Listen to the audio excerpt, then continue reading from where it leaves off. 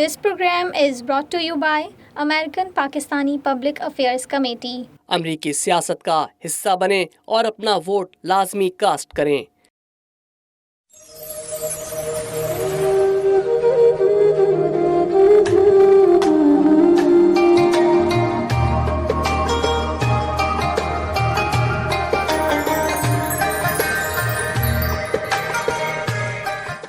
بسم اللہ الرحمن الرحیم، الحمد للہ رب العالمین، والصلاة والسلام علی سید الانبیاء والمرسلین، نبینا محمد وعلی آلہ واصحابہ اجمعین۔ یقول اللہ تبارک و تعالی فی محکم التنزیل، اعوذ باللہ من الشیطان الرجیم، وعہدنا الی ابراہیم واسماعیل ان طہرا بیتی للطائفین والعاکفین والرکع السجود۔ صدق اللہ العظیم۔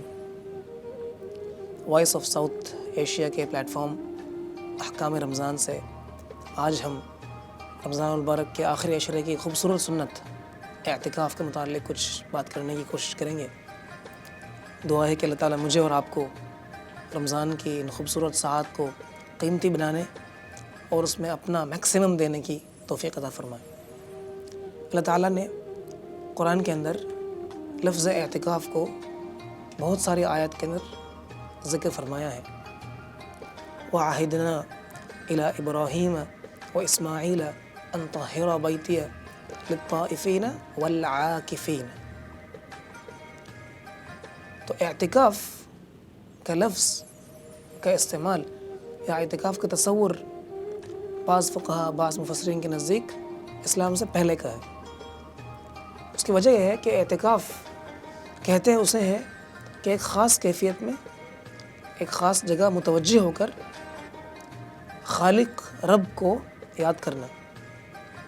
تو بقول بعض شراح کے کہ اللہ کے نبی علیہ السلام یا ہمارے دین سے پہلے بھی یا اسلام سے پہلے بھی کفار یا دیگر مذہب سے متعلق رکھنے والے لوگ بھی اس اعتکاف کا اہتمام کرتے تھے۔ مطلب یہ تھا کہ کیفیت میں جا کر رب کو یا بنانے والے کو یا جن کو وہ معبود سمجھتے تھے اس کی عبادت کرتے تھے۔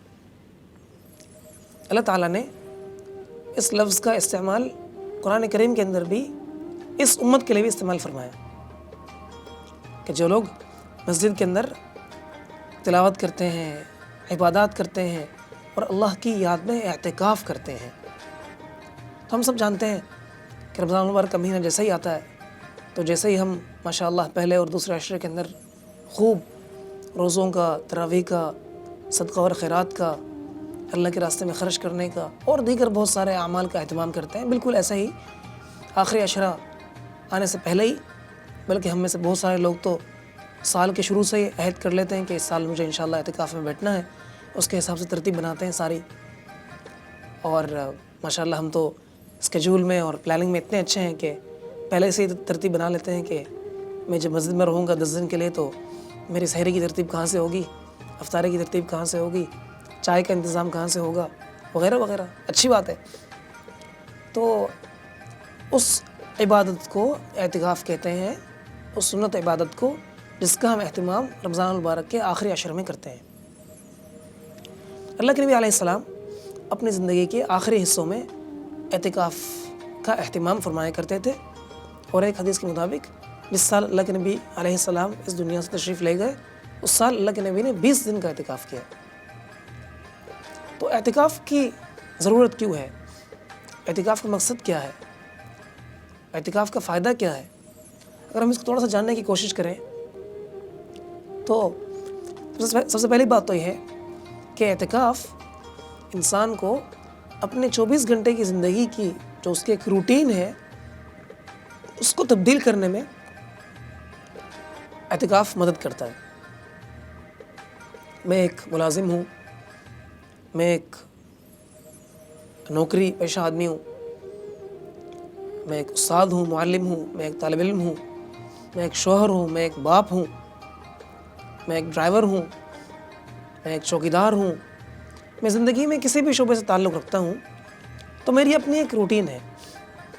میں دن میں اٹھتا ہوں تو یہ کرتا ہوں، میرا دن اس طرح سے گزرتا ہے، میری رات اس طرح سے گزرتی ہے۔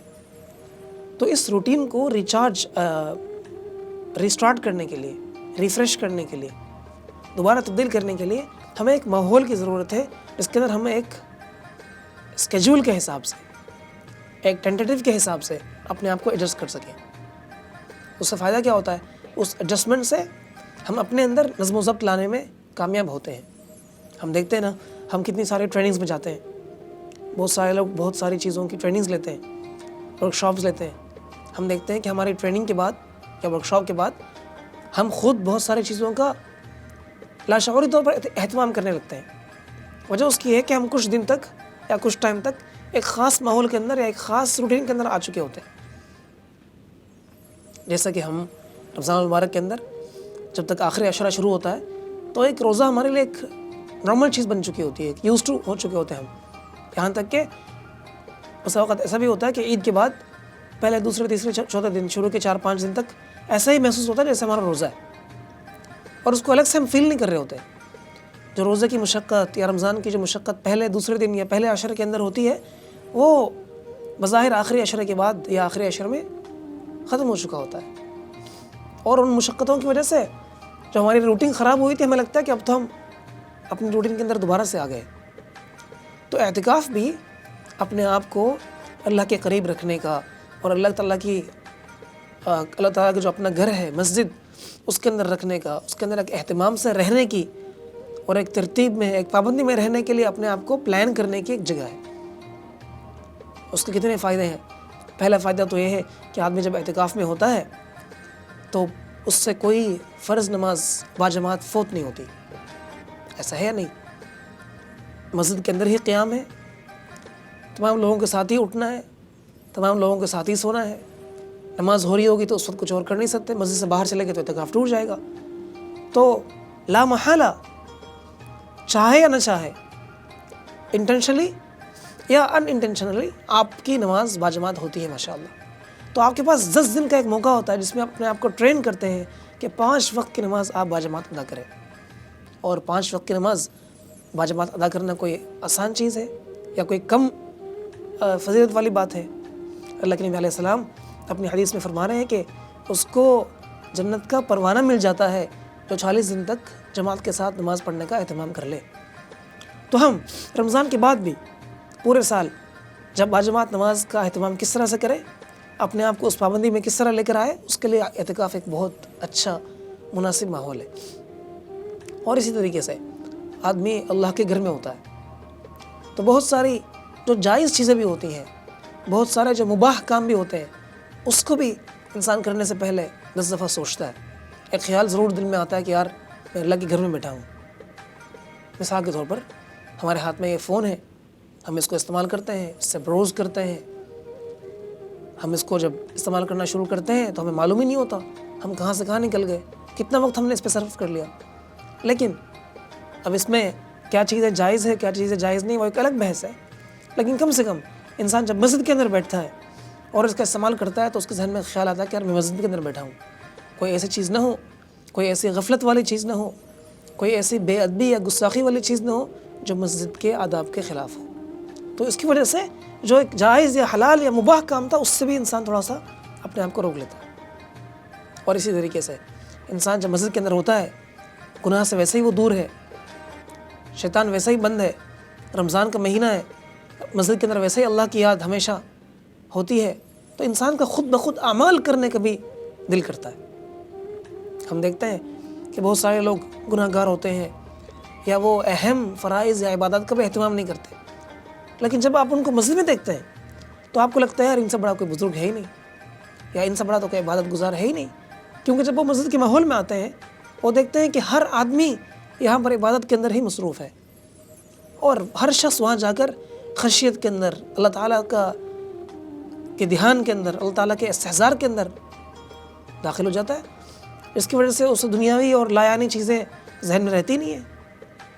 تو لا محالہ 40 لوگوں کو، 50 لوگوں کو، 100 لوگوں کو، 1000 لوگوں کو ایک مسجد میں عبادت کرتے دیکھ کر، تسبیحات کرتے دیکھ کر، نمازیں پڑھتے دیکھ کر آدمی خود بخود اس ماحول میں آ جاتا ہے۔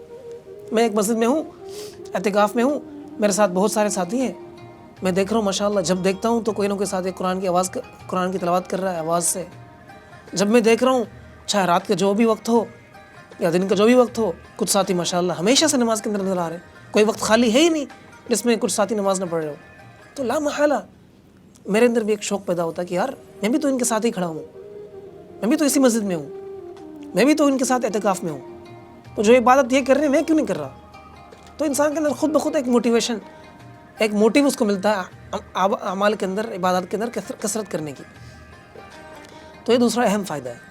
تیسرا اہم فائدہ یہ ہے کہ رمضان المبارک کی جو خصوصی لمحات ہے، جو خصوصی ایام ہے، جو بہترین فضیلت والا مہینہ ہے، اس میں عبادات، اس میں اللہ کے نزدیک قرب اور ثواب جتنی اہمیت کا باعث ہے، بالکل ایسا ہی کسی گناہ کا ارتکاب کرنا بھی بہت زیادہ مصیبت اور عذاب کا باعث ہے۔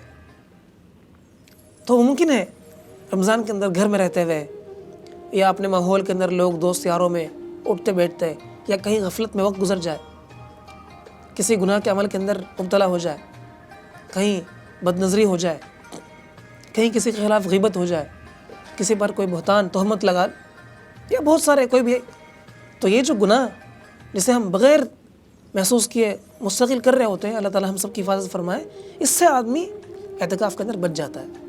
تو آخری عشرے کے اندر اعتکاف کرنے کی وجہ سے انسان جس طرح عبادات کے اندر اس کو بڑھ چڑھ کر حصہ لینے کا موقع ملتا ہے، بالکل اسی طریقے سے گناہوں سے بچنے کا بھی اس کو ایک اچھا موقع مل جاتا ہے۔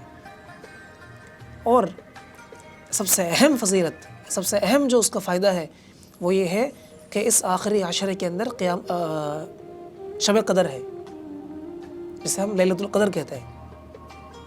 اب شب قدر کو پالینے کے بہت سارے طریقے اللہ کے نبی علیہ السلام نے اور ہمارے بہت سارے فقہاء نے، علماء نے بتائے ہیں کہ آخری عشرے میں ہر رات میں ایک قرآن کا اہتمام کرنا، ایک قرآن ختم کرنے کا اہتمام کرنا، ہر رات میں قیام اللیل پڑھنا، ہر رات میں تہجد پڑھنا، ہر رات میں صلاۃ الدعا کرنا، ہر رات میں اللہ کے نبی علیہ السلام کے لیے سلام پڑھنا، درود شریف پڑھنا، تاکہ ان 10 دنوں میں اگر کوئی بھی دن اعتکاف اپنا شب قدر والی رات ہو تو ہمیں وہ مل جائے۔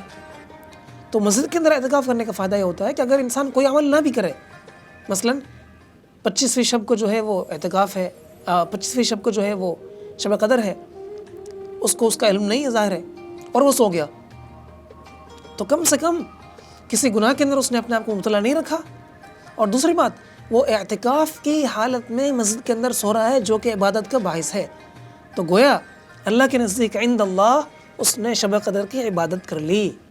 کیوں؟ کیونکہ وہ آلریڈی اعتکاف میں ہے، اور اعتکاف میں سونا بھی عبادت ہے۔ تو اعتکاف کے اندر، اعتکاف کے سب سے بڑے فائدوں میں سے، اہم فائدوں میں سے ایک فائدہ یہ بھی ہے کہ اس سے شب قدر کو، لیلۃ القدر کو پانے کا ایک اچھا آسان موقع مل جاتا ہے۔ کم سے کم اس میں اگر عبادت نہ ہو تو اس سے وہ فوت نہیں ہوگا۔ ممکن ہے مجھ سے اور آپ سے فوت ہو جائے، آخری عشرے کے اندر ہم کہیں ختم قرآن میں بھی جا رہے ہیں، ہم کسی دوست کی تقریر میں بھی جا رہے ہیں، کسی کی افطار پارٹی میں بھی جا رہے ہیں، کہیں عید کی شاپنگ کے لیے بھی جا رہے ہیں، ممکن ہے کسی رات میں ہم سے فوت ہو جائے۔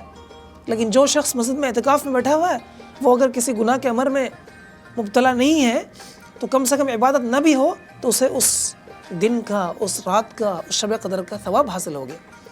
اور اسی طریقے سے اب جب اعتکاف کرتے ہیں تو کچھ باتوں کا اہتمام کرنا ضروری ہے، کچھ باتوں کو جاننا ضروری ہے کہ اعتکاف کہتے ہیں کہ آخری 10 دن کا اعتکاف کو، اور اگر اعتکاف ٹوٹ جائے تو وہ 10 دن کا جو اعتکاف ہے وہ ٹوٹ جائے گا، باقی جو دن رہ جائے اس کے اندر وہ نفل اعتکاف کر سکتا ہے، 1 دن کا ہو، 2 دن کا ہو، 3 دن کا ہو۔ اور اعتکاف ٹوٹتا ہے روزے کے ٹوٹنے سے۔ کسی شخص نے روزہ رکھا اور اس کا روزہ ٹوٹ گیا کسی بھی وجہ سے، روزہ ٹوٹ گیا تو اس کا اعتکاف خود بخود آٹومیٹکلی ٹوٹ گیا۔ اب جو اس نے 10 دن کے اعتکاف کی نیت کی تھی وہ ختم ہو گیا، اب اسے ہر روز یا 1 دن یا جتنے بھی دن باقی ہے اس کے نفل اعتکاف کی وہ نیت کر سکتا ہے۔ تو اگر اس نے روزہ فاسد کر دیا کچھ کھانے پینے سے یا کسی ایسی چیز سے جو مفسدات صوم میں سے ہے، تو آٹومیٹکلی اس کا اعتکاف ٹوٹ گیا، تو اب اس کو کیا کرنا چاہیے؟ اسے نیت کرنی چاہیے اور نفلی اعتکاف کو مکمل کرنی چاہیے۔ تو جب اعتکاف کا اہتمام کرنا ہی ہے تو اس کے متعلق کچھ مسائل بھی جاننا بہت ضروری ہے، اہم ہے۔ تو اعتکاف اصل میں آخری 10 دن کے اندر مسجد میں قیام کا نام ہے، تو اس کے اندر اگر انسان کسی شرعی عذر کے بغیر مسجد سے باہر نکل جائے تو اس کا اعتکاف ٹوٹ جاتا ہے۔ تو یا پھر اگر اس کا روزہ ٹوٹ جائے, روزہ فاسد ہو جائے, تو روزے کے فاسد ہونے سے اس کا اعتکاف خود بخود آٹومیٹکلی ٹوٹ جائے گا. اب وہ کیا کرے؟ اب وہ بقیہ دن جو اس کے باقی ہے اس میں نفل اعتکاف کی نیت کر لے. مثلاً اگر 26ویں روزے کو اس کا اعتکاف ٹوٹ گیا روزے کے فاسد ہونے کی وجہ سے, تو بقیہ 3-4 دن جو ہے اس میں وہ نفل اعتکاف کی نیت کر لے. اور اسی طریقے سے اگر وہ مسجد کے اندر ہے تو مسجد کے اندر سے بغیر کسی شرعی عذر کے وہ باہر نہیں نکل سکتا. شرعی عذر کیا ہے؟ قضاء حاجت. اب اس میں بات سمجھنے کی ضرورت یہ ہے کہ قضاء حاجت کے لیے جب باہر نکلے گا تو قضاء حاجت کے علاوہ کسی اور چیز میں اگر اس کا وقت صرف ہو رہا ہے تو اس کا اعتکاف ٹوٹ جائے گا. مثلا واش روم کی طرف جا رہا ہے, اب وہ بیچ میں رک کر کسی سے بات چیت کرنے لگ گیا, کھڑا ہو کے کسی امر کے اندر کسی اور چیز کے اندر لگ گیا, مبتلا ہو گیا, تو اس کا اعتکاف ٹوٹ جائے گا. واش روم تک چلا گیا, واش روم پہنچا یا واش روم ایریا میں چلا گیا تو اس نے دیکھا کہ وہاں پر اس کے لیے بھی کچھ انتظار کرنے کی ضرورت ہے, اس نے کچھ انتظار کیا, یہ ٹھیک ہے. اس دوران کسی نے ان سے بات کر لی, فون پہ اس نے کسی سے بات کر لی, کوئی مسئلہ نہیں. یا اس نے وضو کرنے کے لیے وضو خانے کی طرف چلا گیا, اب وضو سے پہلے وہ ٹوتھ پیسٹ لگا رہا ہے, ٹوتھ برش بھی کر رہا ہے اور وضو سے پہلے کے لوازمات بھی کر رہا ہے, تو ٹھیک ہے, اس کی گنجائش ہے. لیکن صرف اس کے لیے الگ سے مسجد سے باہر نکل کر وہ نہیں جا سکتا. اور جتنی دیر کے اندر اس کا وضو ہوتا ہے اتنی دیر کے اندر اگر جلدی سے وہ تبرید کے لیے ٹھنڈک حاصل کرنے کے لیے نہا لے تو اس دور کے اندر وہ نہانے کے لیے اس وقت کے اندر وہ نہا سکتا ہے وضو کے تقاضا کے تحت. البتہ اگر اس کا فرضی غسل ہے, واجب غسل ہے, تو اس کے لیے مسجد سے باہر نکل سکتا ہے. باقی اس کے علاوہ جو ہم آج کل دیکھتے ہیں بہت سارے لوگ جو ہیں وہ بہت سارے عام چھوٹی چھوٹی باتوں پر چھوٹے چھوٹے عذر کو وجہ بنا کر مسجد سے باہر نکلتے ہیں, فلاں سے ملاقات کرنے کے لیے, فلاں کی عیادت کرنے کے لیے, فلاں کام آ گیا اس کو دیکھنے کے لیے. تو یاد رکھیں اس سے اعتکاف ٹوٹ جائے گا. اس کا طریقہ یہ ہے کہ آپ نفل اعتکاف کی نیت کر لیں. پھر وہ جو 20 دن کا ایک اعتکاف جس کے اہتمام ہے, جس کے سنت کے فضائل ہے, وہ اس سے آپ فوت ہو جائیں گے.